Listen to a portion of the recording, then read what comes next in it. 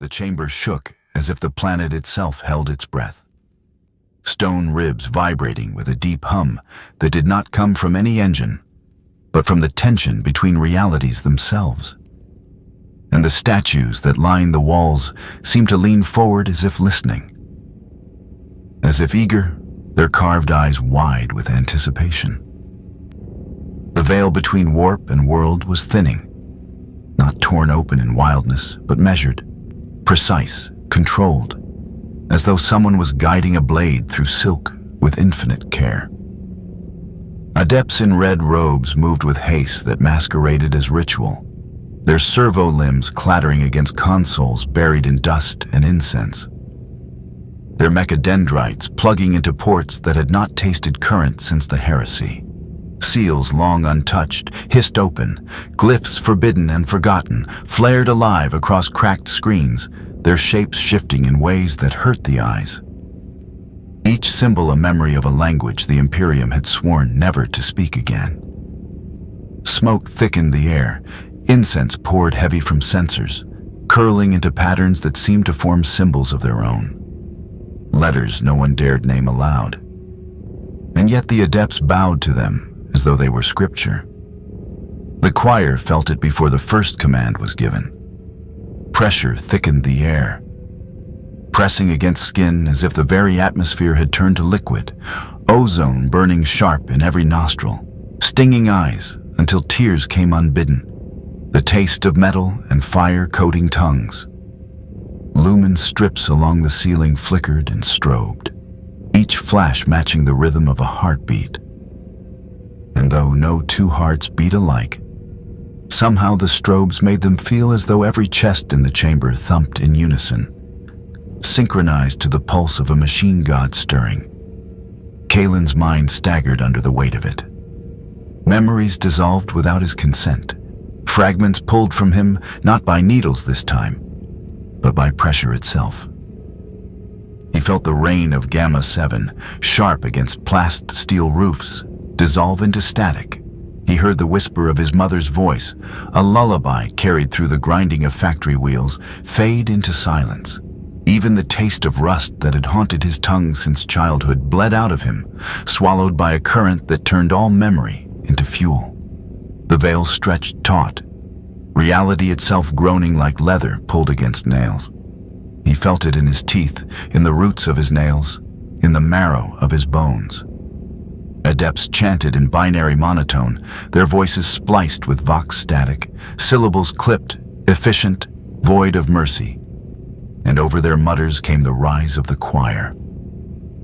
The husks strapped into thrones began to hum, voices low and uneven at first, but tightening, fusing, until the chamber rang with one tone, a note of such density it made the walls sweat condensation. Kalen felt his own throat move, though no command was given. His breath pulled into rhythm, his voice not his own, but woven into something larger, heavier, inevitable. Sparks leapt from consoles, arcs of light whipping across the chamber like lashes, striking statues that flickered as though they breathed, their stone eyes seeming to glow, their lips curving faintly as though into chant. The adepts ignored it, or pretended to. Their focus was absolute, their prayers clattering through vox grills as they turned keys, pressed runes, and bent their spines before screens alive with symbols too old to name. Then it came. A single word, not spoken but rolled across every mind in the chamber, not heard with ears but burned into thought. Activate. The word was not loud. It was absolute. It left no room for doubt, no space for refusal. The sealed protocols ignited at once, and the chamber became less a room and more a ritual engine, walls vibrating with power, floor veined with crystal filaments that glowed so bright they seemed to pulse like arteries alive with fire. The clamps snapped tighter on wrists and ankles. The smell of burning oil cut through the incense, and the choir's voices fused into a scream that was also a hymn. Kalen's breath caught, his heart hammered. But the current took both from him, folded them into its rhythm. The chamber was no longer a place of waiting. It was the beginning of burning, and every soul inside knew it. It was not consumption. It was fire. Not erosion, but conflagration. A burning so complete it felt as though air itself had turned into fuel. The chamber no longer smelled of incense or ozone alone. It stank of something rawer, sweeter, the scent of souls igniting, invisible smoke rising into currents no eye could trace. Mira was the first flame. Her hands clenched the aquila so tightly the metal cut her skin, blood slicking the relic. Yet her voice still clung to prayer, syllables clipped and desperate. As the currents took her, the words stretched into the weave, faint at first, then sharper, threads of faith glowing as if written in fire. Her lips cracked, her voice broke, but her essence streaked outward, pulled into the Emperor like molten glass poured into a mold. The glow of her prayers did not vanish. It stretched, bent and fused, becoming part of something larger, brighter. Marcus followed. His jaw was set, his scarred hands unmoving as if clamped by his own will rather than the throne. When the fire took him, he did not scream, not at first. His body shook, shoulders jerking, breath rasping in harsh bursts. But instead of a cry, came a single grunt, short and final. Then his essence folded inward, strength transmuted, those steady hands that once turned tools and carried burdens becoming anchors inside the current. Where Mira had given flame, Marcus gave stone, weight, the ballast that held billions of threads in place. Helena's turn came too swiftly, and her youth cracked like thin porcelain under flame.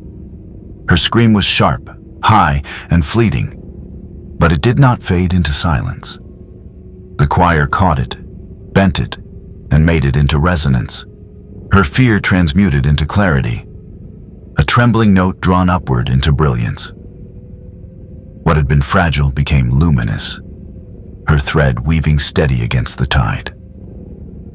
Dimitri's metal arm twitched, sparks spitting from its joints as though his augmetics resisted even the burning. He cursed once, a hoarse snarl. Then the crystal filaments flared, and he was pulled into the blaze.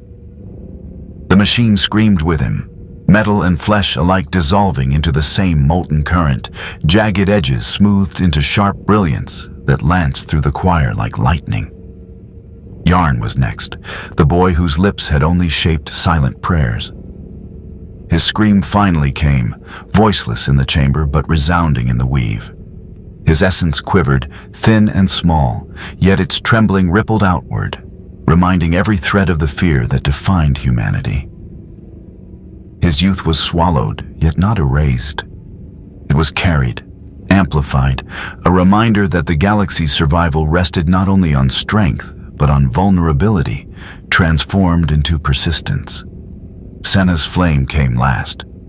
Her defiance had shaken even the throne, and when the fire reached her, it did not consume cleanly.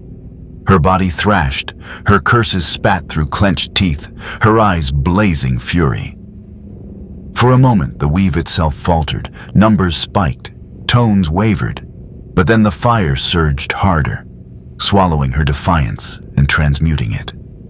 Her rage became fuel. Her hatred became fire. Her refusal became a spark that flared brighter than all before her. When her voice broke at last, it did not fall silent. It was carried upward, woven into the choir, her rebellion becoming part of the hymn. One by one, each scream ignited, each life flared, each soul stretched into threads of light that did not fade but merged, burned, and rose. The chamber shook as the voices fused.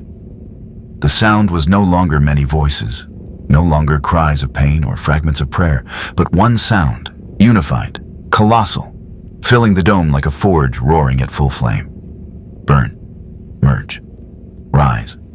The words were not spoken, not chosen, but carved into every mind. A mantra that was also command, also destiny. The choir was no longer a gathering of the condemned, It was a bonfire feeding the throne, one blaze that reached beyond stone and steel into the immaterium itself. Kalen felt it before the clamps closed tighter on his wrists, before the heat surged against his chest.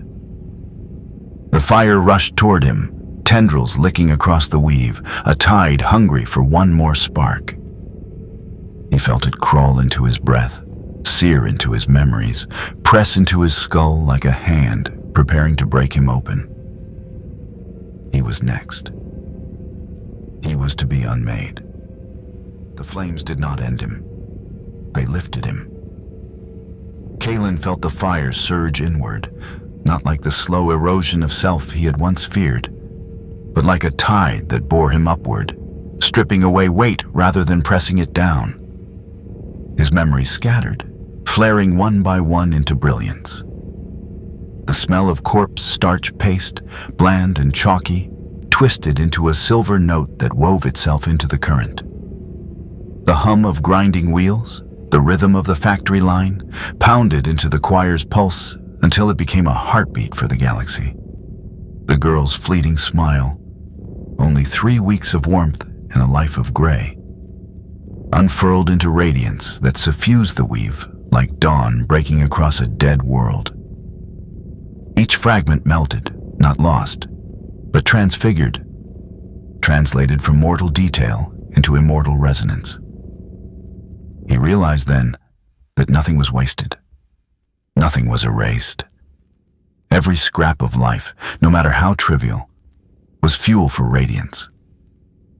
In that blaze, the Emperor stirred. Not the corpse chained to the throne, not the rotting body fed by tubes and machines, but something vaster. Presence. Will. He rose within them, immense, a shadow that was also a sun, a weight that was also uplift.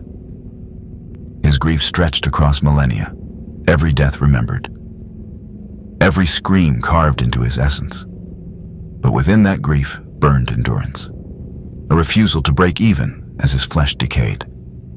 And now that endurance flared, multiplied by the choir. They were his vessel, his fuel, his voice amplified. And through them, he expanded, no longer prisoner, no longer chained. His will filled the chamber until it pressed against the walls. And then it burst outward, racing across the arteries of light that webbed the galaxy. Kalen felt it ripple, saw through eyes not his own. Chaos fleets staggered in the warp, their engines shrieking as impossible pressure clamped them. Hulls twisted into faces spasmed. Mouths locked open in silent screams as the raw heat of psychic flame seared their sorcery. Orc war machines, crude engines of iron and fire, erupted mid-charge as their power supplies overloaded, the fire inside them exploding outward in showers of scrap and bone. Tyrannid biovessels, those great living leviathans, reeled away from the blaze, wings curling, mandibles snapping in frenzy, their hive mind shrieking in recoil as if scalded by fire too pure to consume. Across entire sectors, enemies faltered not because of fleets or weapons, but because a presence burned against them, vast and undeniable. Kalen trembled in awe and terror alike, because it was not only destruction, it was revelation. The Emperor was not above them, not separate. He was within them. He was them, and they were him.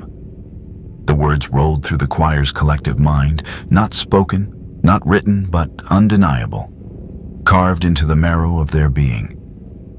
We are part of him, and he is part of us. The thought struck like thunder, shaking Kalen's soul until he could not tell if the tears streaming down his face were his own or the choir's.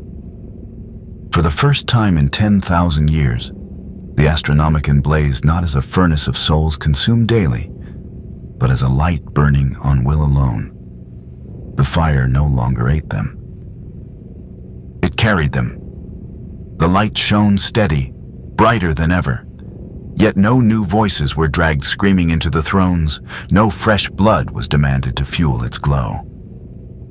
Sacrifice had not ended in death. It had become union.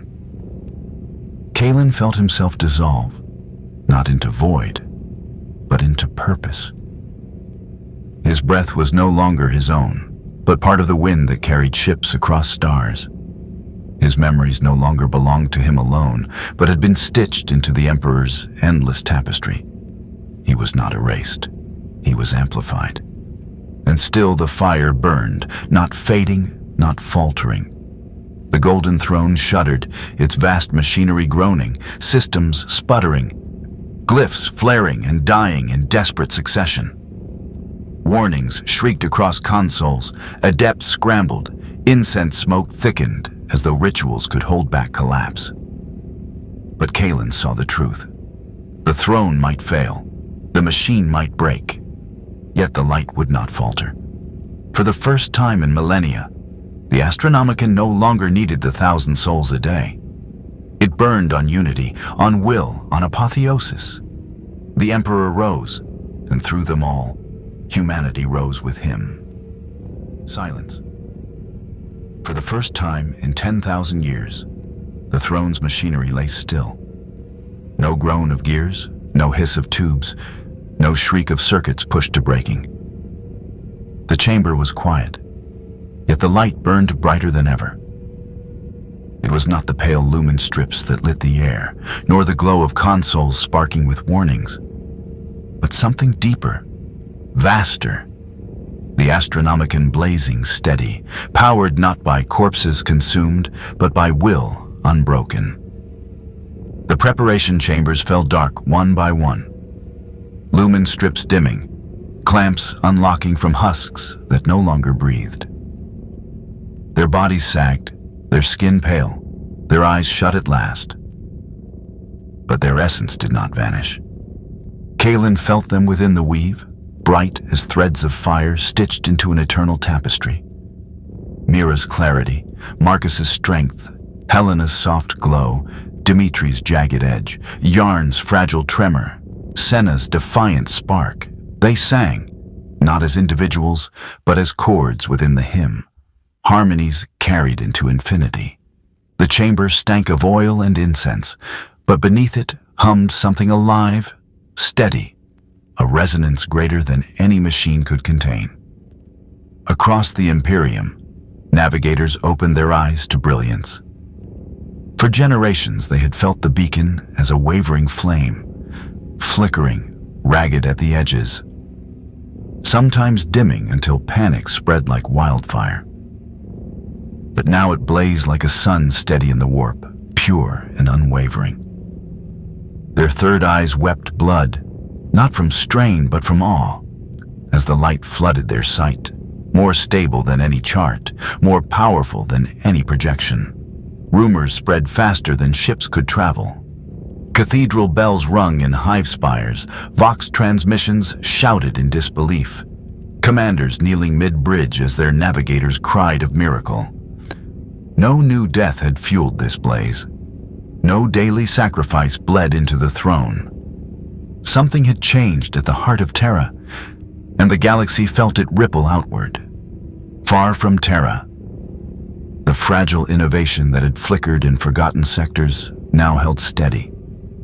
The beacon built by mortal hands, coaxed into life by scientists and workers, did not wither under the storm. Shielded by the Emperor's new presence, carried by the choir's hymn, it survived. No longer prey, but spark. Fleets turned to guard it. Regiments rallied to defend it. Visions poured into psychers to steer resources toward its survival. Hope was no longer a whisper. It was infrastructure, secured by faith and will alike. The galaxy tilted. Kalen felt it as surely as a ship listing under sudden weight. For the first time in 10,000 years, humanity's light did not bleed from corpses strapped to thrones. It shone from will alone. The choir hummed with new resonance, their hymn woven tight, not screams transmuted into numbers, but voices carried into eternity. Kalen felt himself dissolve deeper, but not his loss. He was purpose. He was current. He was fire woven into endless thread. The Emperor's presence swelled within them, vast as suns, heavy as galaxies, yet no longer only grief. There was command now, authority. The voice that had whispered apology before thundered across the choir and beyond, rolling through the warp like scripture. It was not soft. It was not regret. It was iron. The Emperor protects. And now, you protect with me. The words struck like hammers, forging resolve, shaping the hymn into commandment. Kalen trembled as the truth filled him. Their suffering had not been erased, but transformed, and now their existence was duty shared, eternal.